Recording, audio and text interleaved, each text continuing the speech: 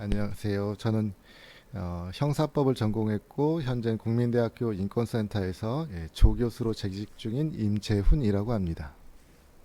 기본적으로 법은 시대의 정신과 시민의식에 공감대라고 하는 의미에서 법은 현실이라고 하는 것을 반영할 수밖에 없다라고 하는 이 내재적 한계라고 하는 것을 가질 수밖에 없습니다. 과거 7, 80년대 군사 독재 사회가 우리 사회 통치 이념이 되었을 때 형사 절차의 가장 첫 번째 제1의 가치는 무고한 피의자나 피고인이 생기지 않는 것이었습니다. 그렇기 때문에 피고인의 이익, 피의자의 이익을 최대한 구현하는 것이 형사사법 절차의 제1의 가치로 실현이 되어야 됐고 또 그러한 것들이 가장 중요시하게 받아들일 수밖에 없었는데 어, 이런 우리 사회가 좀 민주화된 현재에도 과연 이러한 형사 절차의 이념이라든가 제도라고 하는 것이 현재에도 타당한 것인가라고 하는 것을 좀 다시 한번 생각해 볼 수 있는 그런 기회가 필요하다라고 생각하게 됐고 무엇보다도 오늘날 우리 사회가 가지고 있는 특징들을 몇 가지 살펴볼 필요가 있는데 고도의 과학기술이 발전된 사회에서의 특징이라고 하는 건 뭐냐 즉 위험사회라고 하는 특징이라고 하는 것을 가지고 있습니다. 그 위험사회에서의 형사법의 역할이라고 하는 것은 이 과거에 발생한 법익 침해에 대해서 범죄를 억압하고 또 범죄자를 찾아내고 또 거기에서 범죄 피해자를 구제해 나가는 이런 역할에서 머물지 않고 발생할 수도 있는 위험에 대해서 선제적으로 예방하는 차원에서의 적극적으로 역할하는 것을 기대해 받고 있는 상황입니다. 그렇기 때문에 정치적 이익이 필요하다라고 한다면 형사법이 적극적으로 개입하게 되고 그 결과 이 형사사법의 범위라고 할까요? 역할이 점점 확대돼 갑니다. 그렇기 때문에 과잉 범죄화라고 하는 것들이 필수적으로 일어나게 되고 이러한 범죄를 담당해서 처리해야 되는 사법기관의 부담 또한 증가된다라고 하는 것이 오늘의 현실이라고 하는 것이죠. 또 한 가지는 우리 사회가 발전해 가면서 과거에는 법을 모르기 때문에 사법기관에 의해서 자기 자신의 법익을 침해당했다라고 한다면 지금은 너무 법을 잘 알고 있기 때문에 법을 악용하는 범죄자들이 더 증대되고 있다라고 하는 사실입니다. 무엇보다도 우리나라 사법 현실이라고 하는 것이 사법 환경이라고 하는 것이 좋은 상황은 아니다라고 하는 점을 한 번 더 지적을 하고 싶은데요. 지난 30년간 우리나라의 범죄 발생률은 연 3.4%가 증가했습니다. 2010년 이후 약 10년 동안의 증가율이 약 2.1%로 줄어들긴 했지만 여전히 증가하고 있습니다. 반면에 OECD 주요 국가인 미국, 영국, 프랑스, 독일, 일본 같은 경우에는 발생이 증가하는 것이 아니라 감소하는 추세를 보이고 있다라고 하는 점에서 물론 이 통계라고 하는 것이 사실을 그대로 다 반영하고 있다라고 하고는 단정하기 어렵지만 어쨌든 간에 다른 OECD 선진국 같은 경우에는 범죄가 감소하지만 우리는 여전히 증가하고 있다라고 하는 이 사법 환경이라고 하는 걸 또 한번 생각해 볼 필요가 있다. 또 유엔 개발 계획에 따르면 중요한 이 지표 범죄인 살인 사건을 놓고만 보면 우리나라의 살인 범죄 발생률은 인구 10만 명당 2.2명으로 OECD 32개 회원국 중에 6위입니다. 상당히 높은 수위의 순위를 차지하고 있다라고 하는 점을 좀 봤을 때 우리나라의 치안 상태가 그렇게 좋다라고 하는 관념은 통계학적으로는 뒷받침되지 않는다. 또 인터넷을 통해서 중고 휴대폰을 구입했는데 배달되어 온 것은 벽돌이었다. 이런 중고나라 사기 사건들, 또 보이스피싱, 사회에서 많이 일어나고 있지 않습니까? 그렇기 때문에 우리나라가 국제적으로는 소위 사기 공화국이다라고 하는 것으로 국제적 악명이 높은데 이러한 상황에서 우리나라 1인의 검사 1인이 처리하는 사건 부담을 보게 되면 우리나라 검사 1인은 1년에 80여 건 정도의 사건을 처리하는 것으로 되어 있습니다. 이를 한 달 평균 약 7건 정도의 사건을 처리하는 데 반해서 일본 같은 경우는 2건이고요. 한 달에. 미국은 한 건이라고 하는 점을 좀 살펴보면 검찰을 비롯한 수사기관의 업무량이 과도하다. 그 결과 사법 처리 기간이 매우 길어지게 되고 이런 상황 속에서 진정한 피해자의 구제가 효율적으로 이루어지고 있느냐라고 하는 점에서 다시 한번 좀 사법제도의 효율적인 운영이라고 하는 측면에서 새로운 논의가 필요하지 않겠느냐라고 하는 것이 이 논문을 쓰게 된 이유라고 하면 이유가 될 것 같습니다.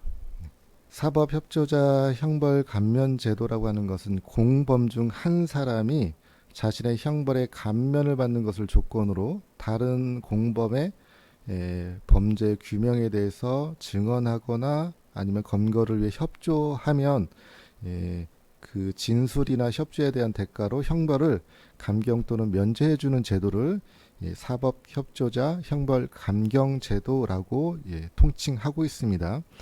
이러한 사법협조자 형벌 감면 제도는 12세기 영국에서 이 국왕에 대한 반역죄나 중죄로 기소된 피의자 또는 피고인에 대해서는 형법상 이 형벌이 사형 외에는 다른 규정이 없었습니다. 그래서 이러한 반역죄나 중죄를 저지른 범죄자가 감면을 받기 위해서는 다른 공범자를 사소를 통해서 유죄 판결을 받게 하면 그 조건으로 이 사형을 면하고 국외로 추방되는 이 소위 국왕의 공범자 증인 제도에서 이런 이 사법협조자 형벌 감면 제도가 유리한 것으로 보고 있고요. 1970년대에서는 유럽에서 이 테러나 마약과 같은 조직 범죄에 대응하기 위한 수단으로 등장했습니다. 이러한 사법협조자 형벌 감면 제도는 형벌에 대한 감면을 조건으로 피의자 또는 피고인과 이 사법기관이 협상한다라고 하는 측면에서 유죄 협상 제도, 소위 플리바게닝과 동일한 측면이 있지만 유죄 협상 제도는 피의자나 피고인 자신에 대한 범죄를 인정한다, 즉 유죄를 스스로 인정한다라고 하는 진술을 하는 것임에 반해서 이 사법협조자 형벌 감면 제도는 자신이 아닌 이 공범에 대한 그 진술이라고 하는 점에서 차이가 있습니다. 그 영미법계는 당연히 이 사법협조자 형벌 감면 제도라고 하는 것이 이제 영미법에서 유리한 것이기 때문에 영미법계에는 당연히 존재하고 있고요. 대륙법계 국가인 프랑스, 독일, 일본, 대만에서도 사법협조자 형벌 감면 제도를 도입해서 현재 운영하고 있는 것으로 알고 있습니다. 앞서 말씀드린 것처럼 이 사법협조자 형벌 감면 제도라고 하는 것이 본질적으로는 유죄협상 제도와 매우 유사한 측면이 있습니다. 그래서 찬반에 대한 논의 또한 유죄협상 제도에 대한 찬반 논의와 비슷한 양상을 보이고 있습니다. 먼저 사법협조자 형벌 감면 제도에 대해서 부정적인 입장을 가진 분들의 근거는 크게 3가지가 제시되고 있습니다. 첫 번째로는 사법기관이 협상을 통해 원래 혐의 사실보다 가벼운 범죄로 처벌하거나 아니면 낮은 형량을 보장하는 것이 죄 없는 자는 벌하지 않고 죄 있는 자를 벌한다라고 하는 이 실체적 진실주의에 반한다라고 하는 것이 첫 번째 이 부정론의 그 첫 번째 근거로 제시가 되고 있고, 둘째로는 이 동일한 범죄를 공동정범의 형태로, 즉 공범의 형태로 저지른 경우에는 사법협조를 했다라고 하는 이유만으로 이 형을 감경해 주는 데 반해서 단독으로 범행을 한 경우에는 처음부터 이 감면에 대한 가능성 자체가 없다라고 하는 점에서 동일한 범죄임에도 불구하고 처벌이 달리된다. 그렇기 때문에 평등의 원칙을 침해한다라고 하는 점에서 두 번째 근거가 있고, 세 번째로는 기소 여부에 대해서 독점적인 결정권을 가지고 있는 검사가 이러한 면책 특권을 가지고서 피의자 또는 피고인을 회유한다라고 한다면 그러한 검사의 제안을 받아들이지 않을 피의자나 피고인이 얼마나 있겠느냐, 즉 얼마든지 제도가 자의적으로 운영될 수밖에 없고, 그런 제도가 자의적으로 운영되는 과정에서 피의자나 피고인의 진술의 임의성이라고 하는 것이 확보되기 어렵다라고 하는 것이 주된 근거가 될 겁니다. 반대하시는 분들의 주된 근거이고요. 이와 달리 여기 사법협조자 형벌 감면 제도에 대한 긍정적인 입장을 취하시고 있는 분들의 입장을 좀 보면 먼저 실체적 진실주의만이 형사사법의 유일한 목적은 될 수 없다라는 것이죠. 그러니까 모든 사건을 실체적 진실주의에 따라서 다 범죄 현장에 가서 수색하고 압수하고 많은 시간을 들여서 수사해서 기소해서 처리한다라고 하면 실체적 진실주의에는 부합하겠지만, 국가의 한정된 예산과 인력이라고 하는 것 안에서 과연 이런 사법적 실체적 진실주의라고 하는 것이 과연 달성할 수 있는 목적이냐라는 하고 하는 것이죠. 현실적인 제약이 매우 크다라는 것이죠. 두 번째로는 이런 실체적 진실주의를 과도하게 추구하게 되면 수사기관이 얼마든지 고문이라든가 압박을 통해서 피의자나 피고인의 인권을 침해하는 수단을 활용할 수밖에 없다. 따라서 신속한 재판 또한 중요한 형사사법 절차의 가치가 될 수 있다라고 하는 것이고요. 또 내부 가담자의 진술, 이제 공범자 중에 한 사람이겠죠. 이 사람의 진술은 자기 범죄에 대한 일종의 고백이기 때문에 이러한 자기 진술과 관련해서 진술은 매우 신중할 수밖에 없다. 때문에 사실상 진술의 임의성이라든가 질신성이라고 하는 것이 침해될 위험이 상대적으로 낮고, 무엇보다도 이 마약 범죄나 상층부가 하층부에 지시하고 하층부가 이에 따라서 범죄를 수행하는 조직 범죄에서는 범죄에 대한 물증을 확보하거나 이를 입증하기가 매우 곤란한데, 이 내부 가담자가 범죄 진실 규명에 필요한 협조를 한다라고 한다면 이러한 이 배후에 숨어 있는 거악들을 척결하는 데 매우 유용한 도움이 될 수 있다. 특히 화이트 범죄나 재벌 범죄 같은 권력형 범죄 척결에 매우 효과를 가질 수 있다라고 하는 점을 이제 근거로 들고 있습니다. 앞 말씀드렸다시피 일본의 같은 경우 가장 가까운 2016년 5월 34일 형사소송법 개정을 통해서 타인의 죄에 대한 진술로 형량을 협상하는 이 사법협조자 형벌감면 제도를 도입해서 운영하고 있습니다. 근데 실제 사건에서 사법협조자 형벌감면 제도를 이게 적극적으로 활용하기보다는 그 운영에서 매우 신중한 것으로 알려져 있는데, 2016년 도입 이후에 현재까지 약 3건 정도의 사건에서 이 사법협조자 형벌감면 제도를 활용한 것으로 알려져 있고, 대표적으로는 2018년 닛산 카를로스 곤 회장의 비리 사건에 이런 제도를 활용한 것으로 알려져 있습니다.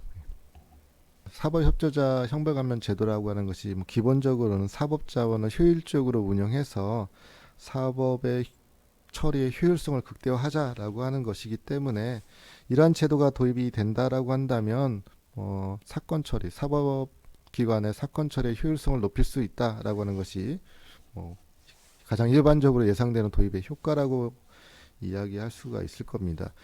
과거 최순실 국정농단 사태 수사에서 수사에 가장 중요한 역할을 한 것이 최순실의 이종 조카인 장시호가 제출한 최순실의 태블릿 PC였다라고 하는 것은 다 알려진 사실이고, 이런 태블릿 PC가 이 진실을 규명하는 데 매우 중대한 역할을 했다라고 하는 것도 바로 공지의 사실입니다.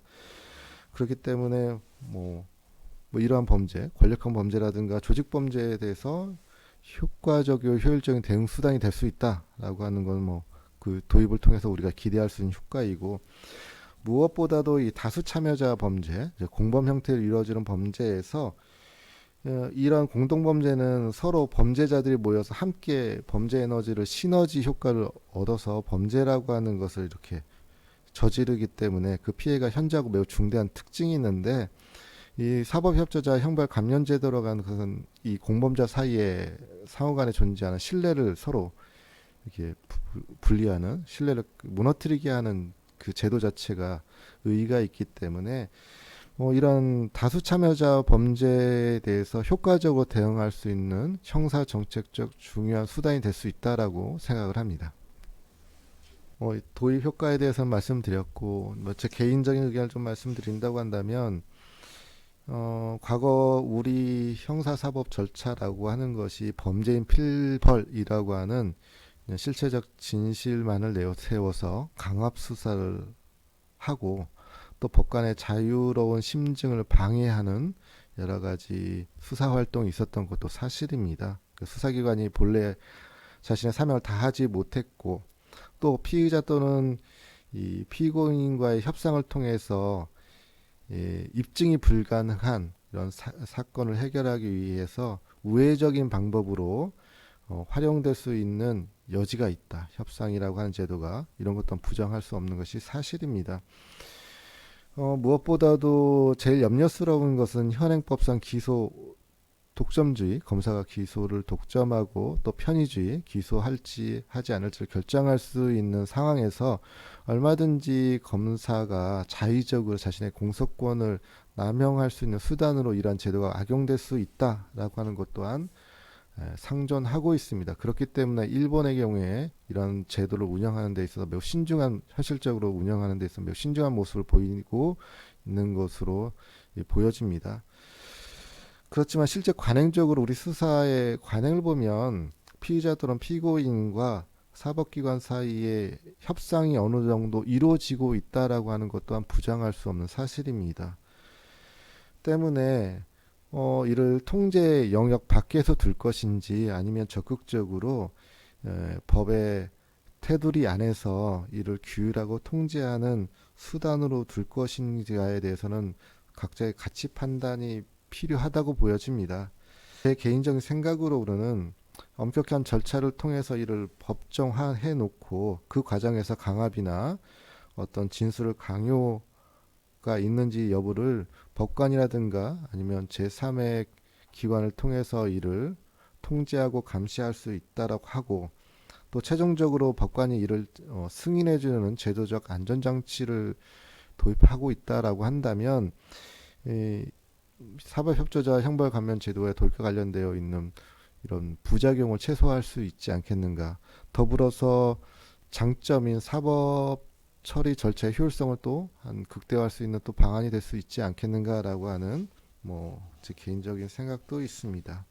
형사사법 절차와 관련해서 우리가 실체적 진실이라고 하는 말을 자주 사용을 합니다. 사안의 진상을 규명해서 객관적 진실을 밝혀야 한다라고 하는 것이 사법적 실체적 진실주의라고 이야기하는데, 이게 실체적 진실주의라고 하는 것에서 진실이 무엇이냐라고 하는 것에 좀 한번 생각해 볼 필요가 있는데요.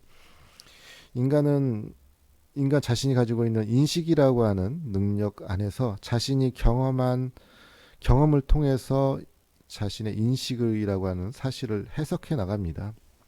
실제 존재했던 역사적 사실이라고 하는, 우리가 타임머신이 존재하지 않는 이상 과거에 발생했던 사실 그 자체를 우리가 인식한다라고 하는 것은 불가능한 것이죠.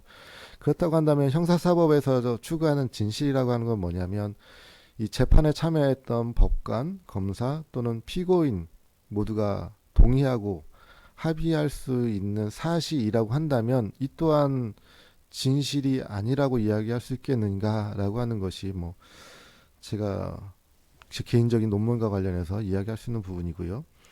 때문에 사법적 진실주의, 실체적 진실주의 죄송합니다. 실체적 진실주의만을 추구해서 협상은 안 돼라고 하는 것보다는 실체적 진실주의에 신속한 재판이라고 하는 걸 통해서 우리 사회가 얻을 수 있는 큰 이익이라고 할까요? 또 그런 부분도 한번 우리 사회가 한 번쯤은 큰 틀에서 고민해 볼 필요가 있지 않겠는가라고 하는 것이 또 제 하나의 생각이고, 또 한 가지는 사법협조자 형벌감면제도와 관련해 가지고서 크게 문제가 되는 것은 검사의 자의적인 이 기소권의 남용이거든요. 근데 생각해 보면 검사의 기소권을 남용하는 것과 사법협조자 형벌감면제도가 과연 어떤 연관관계가 있는가? 검사가 기소권을 남용하지 않으면 이 제도가 도입된다 하더라도 큰 문제는 없지 않습니까? 그러니까 사법협조자 형벌감면제도의 반대 근거가 검사권의 기소권 남용이 아니라 검사권의 기소권이 남용되지 않는 우리가 환경을 만들어 둔다고 한다면 이 제도를 도입하는데 반대할 사람은 없을 거라고 생각을 하거든요. 그렇기 때문에 좀 더 큰 틀에서 논의가 필요하다라고 한다면 검사의 자의적인 공소권이라든가 어, 권한 남용을 어떻게 우리 사회가 통제할 것인가라고 하는 큰 틀에서의 좀 논의는 추후 더 필요하다라고 하는 것이 또 제가 가진 또 생각입니다.